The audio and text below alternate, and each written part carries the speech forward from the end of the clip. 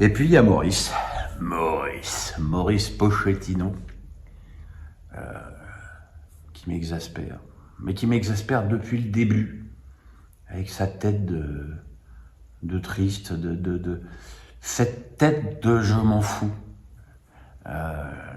J'appréciais pas beaucoup Unai Emery, mais au moins, lui, il avait l'air impliqué dans ce qui se passait. Pochettino, on a l'impression qu'il attend que ça se passe, qu'il attend la fin,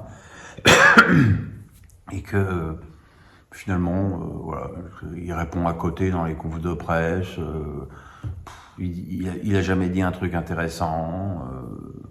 Alors en même temps, il n'est pas là pour ça, mais quel apport a-t-il donné à cette équipe? Est-ce que c'est vraiment une bonne idée de mettre Danilo, faux arrière droit, sur Vinicius Junior? Pas sûr. C'est tous ces trucs-là qui sont incompréhensibles. Puis dire tout le temps que Messi est le meilleur joueur du monde alors que le PSG cherche à garder Mbappé, ça me paraît aussi être une connerie. Donc voilà quoi. On est d'accord que les dirigeants ça va pas, que les joueurs ça va pas, mais c'est pas parce que les dirigeants ça va pas, c'est pas parce que les joueurs ça va pas que l'entraîneur ça va. Et il faudrait peut-être un entraîneur peut-être un peu moins, un peu plus expérimenté. Je pense que le PSG, Ancelotti n'a pas su le garder.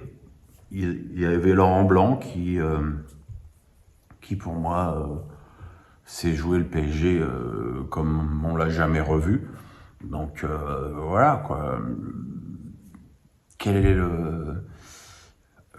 je pense sincèrement que Pochettino doit partir. Il peut même partir maintenant, parce qu'il y a quand même une fin de saison là à gérer. Avec un match contre Bordeaux qui s'annonce coquet ce week-end, parce que je suis pas sûr que l'accueil du parc va être très chaleureux. Il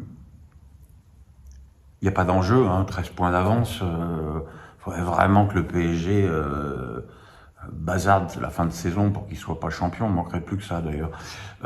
Mais c'est triste quoi. On est même pas mi-mars et la saison du PSG est finie quoi. Éliminé en Coupe de France, déjà quasiment champion. C'est extrêmement triste par rapport aux investissements consentis. Voilà quoi. Et je pense pas que le PSG perdrait grand chose à mettre Zoumana Camara pour terminer la saison, plutôt que Pochettino qui de toute façon n'a qu'une hâte maintenant, c'est de se casser de là quoi. Et si t'as envie de te barrer, mais barre-toi, je veux dire, personne te retient, surtout pour ce que t'apportes quoi. Donc voilà. Le tableau n'est pas gai. La seule chose qui peut donner le sourire, mais est-ce que ça donne le sourire aux supporters du PSG, c'est le match d'Mbappé, qui a été... hier, il a été magique, parce que finalement, Benzema a mis 3 buts, mais Mbappé a mis 3 buts, parce que les 2 buts refusés par hors-jeu, les Madrilènes n'ont pas arrêté de jouer. Le premier but, c'est sur un centre en retrait de Nuno Mendes, qui est hors-jeu... de ça, et j'exagère pas quand je dis de ça. La frappe, il trompe Courtois, et l'autre action où cette fois c'est lui qui est hors jeu, il l'élimine à la Ronaldo, le Brésilien, le vrai. Donc Mbappé, vu le contexte, vu la pression, vu le coup qu'il a pris de Gueye 2 jours avant, vu que le stade était entre crainte et amour, les attentes, est-ce que vous imaginez ce qu'on pourrait lire aujourd'hui sur les réseaux si Mbappé avait fait un mauvais match? Ouais, il s'est couché, bah voilà, il est déjà parti. Déjà, quand il était incertain, on a dit, ah bah voilà, tiens, il a trouvé le moyen, il va pas jouer, il se planque. Eh ben non, il s'est pas planqué, il a été formidable. Bon, tout le monde le sait, je suis amoureux, mais l'amour, ça se mérite. Et ce qu'il a fait, c'est très grand. Et si t'aimes Mbappé, t'as envie de lui dire, il faut que tu joues dans un club à ta dimension.